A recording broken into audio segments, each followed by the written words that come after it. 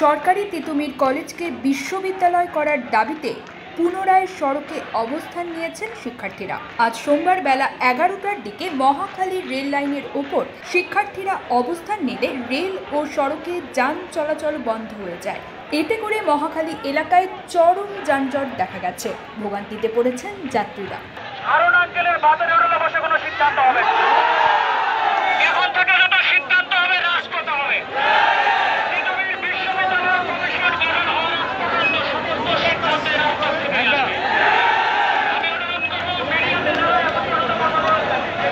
ঘটনাস্থলে গিয়ে দেখা যায় সরকারি তিতুমির কলেজকে বিশ্ববিদ্যালয় করার দাবিতে মহাখালী ওভারব্রিজের নিচে রেল লাইনে অবস্থান নিয়েছেন কলেজ শিক্ষার্থী।